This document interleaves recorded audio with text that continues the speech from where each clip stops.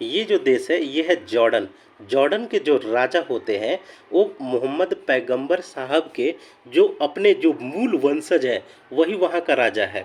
तो आप ये समझिए कि इन्होंने 1970 के दशक में एक बड़ी भयानक भूल की थी।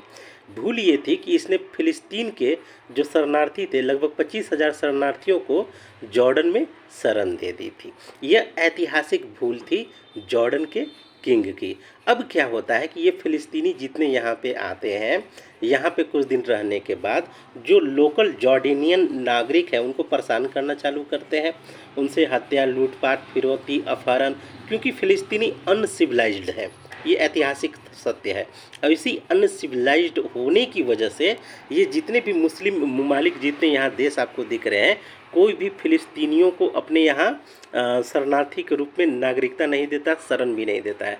तो ऐसी गलती जॉर्डन के शासक ने भी कर दी। अब फ़िलिस्तीनी यहाँ पे बस गए। बसने के बाद इनकी इन अवैध अवांछित हरकतों से जॉर्डन के राजा परेशान हो गए। इतने परेशान हो गए कि ये जो फ़िलिस्तीनी हैं जॉर्डन में जॉर्डन के किंग के खिलाफ तख्ता पलट और उनकी हत्या की साजिश तक रच दी। इससे जॉर्डन के राजा परेशान हो गए। उन्होंने आसपास के सभी मुल्कों से मदद मांगी, किसी ने नहीं दिया। फिर किसने दिया? पाकिस्तान ने दिया। पाकिस्तान में उस समय ब्रिगेडियर हुआ करते थे जियाउल हक, उस समय ब्रिगेडियर हुआ करते थे।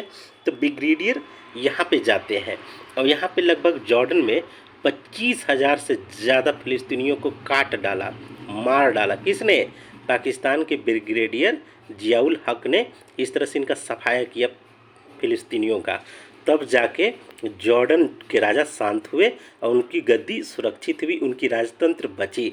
और इसी खुशी की उपलब्धि में जॉर्डन के राजा पाकिस्तान आए।